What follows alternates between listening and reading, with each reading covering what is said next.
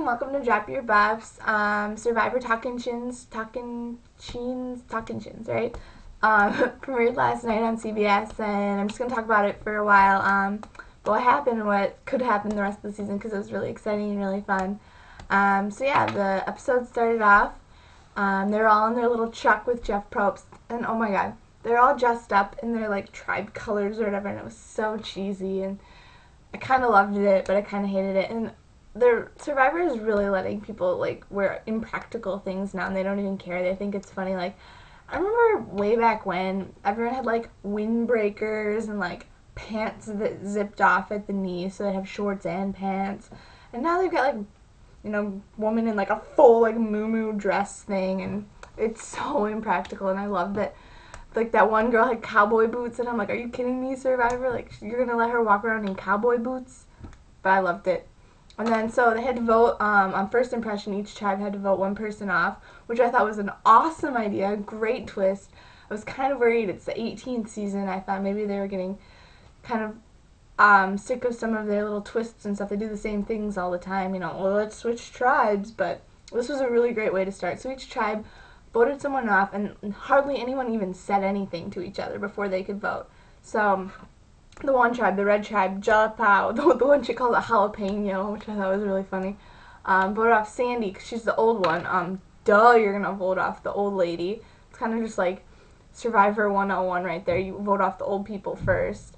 Not always, but usually. So they vote off Sandy, and the other tribe votes off this chick, Sierra, who was blonde, and she looked like shit. And they all just voted her off. They're like, you look awful, like you're already suffering and you're on a fucking truck. Like, okay, vote off. And then the Sierra girl's like, it's because I have strep throat and I'm on antibiotics and I'm sick. I'm like, you're an idiot. You don't tell people that you're dying or you're really going to put a target on your back. Like, good move, Sierra. And then later, so everyone else had to like walk for miles with their shit. And these two had, they got a helicopter ride to camp, so it was like free ride. And then so they were given the option of looking for an immunity idol or building the camp. And I think that's a really hard choice. I don't know what I would do. Immunity idols can be really hard to find, and building camp isn't easy by yourself either. So it was a tough choice. So Sandy, the old lady, decided, oh, I'm gonna go look for the idol. She's mental case. She couldn't figure out the clues, so she's digging around in the sand, like not even by the right place forever. Like, good move. Doesn't do anything to even make it look like she tried to do something around camp. At the very least, if I'm gonna go look for the idol, I'm gonna like move some sticks so it looks like I've been doing work or something. And then Sierra decides the opposite. She's like, it sounds dumb, but I'm gonna build the camp and forget about the idol, which was probably actually the better move of the two in the end, because the idol thing was really complicated. And she's all like, hopefully it'll bring me back into favor, whatever. But then she goes off on her tribe mates, and she's like, okay, well, I hope like I'm sick, and I hope that, that changes your opinions of me. Like, if I weren't sick, you'd think I was better or whatever. No. I'm like, shut up about being sick. You don't want to put that target on your back. That's bad gameplay. If you really want to win, you just brush it off, be like, it was hot. I have strep. I might be a liability for the next week. Seriously. So then the red tribe comes back. Sandy. Sandy hasn't done anything. Sheesh. Around camp. She's like not even around. Like off doing, digging in the sand in the wrong place. And they're all kind of like, you've been here for like 4 hours. What's up?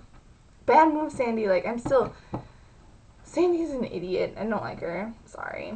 But so I thought that was really interesting, like the whole like choice thing, and like kind of like last season where they had to choose between comfort or a clue. Like people sometimes just chose the clue because obviously they need the idol. But then other people were smart and were like, dude, I can't find the idol in this amount of time. Comfort, or like I already know the idol's found comfort. So I like that they're making people think about it. They're not just like giving them an idol, like, oh, here's an idol. But and I think something that's interesting that maybe could come into play later is, I don't know if they're moving those idols out of camp. So those idols, like the one, well, Sandy eventually found her idol. Took her a while, but the one at Sierra's camp, the black team, the idol's still there. So I think at least, I mean, it didn't say like, oh, it's gonna disappear in a day. So that could come into play, which could be really cool. Like someone not Sierra could be getting involved in this, which could make it exciting. And I mean, it wasn't. No, Sandy didn't find it. I'm sorry. Or did she? She didn't. She couldn't figure out what a pace was. Sorry, I don't have any notes. I'm just doing this off the top of my head. But yeah, those idols are gonna be hanging around. That's gonna be, definitely gonna come into play later, which could be really exciting, I guess. I love idol play. I think it's hilarious because no one knows how to do it right. Like I would like threaten people with that. I'd be like, dude, if you don't get like 8 people to vote with me, I'm gonna get your ass voted off with my idol. Like, yeah, that's what I would do. So yeah, so they have the immunity challenge. They also play for Flint. Big whoop. It's usually that in every season premiere since forever. Not really, but and they had to do a lot of stuff, and I didn't really care. But it was clear that there were some people who were stronger than others. None of the guys really seemed to be dragging at all, which I thought was notable. Usually they've got like an old guy that can't really handle it, but the oldest guy is this Jerry dude, and he's not, or maybe Ben, I don't know, the coach, but like the coach guy's obviously like fit. He fucking kayaked forever. And then Jerry, he's pretty old, but he's in the army, so like they don't have like the, Rudy or whatever. So I thought that was notable. And then there weren't any standout girls that seemed like overly strong. But there's some girls on the red team. The red team lost in Jalapeno. They lost, and they had some issues with Carolina, the feisty Panamanian, I believe. And she was not helpful at all. She was slow, tired easily. She looked not in shape at all. And like usually you try to like do some cardio before going to Survivor, but she didn't look like she'd really done anything. She was like sitting there and stuff.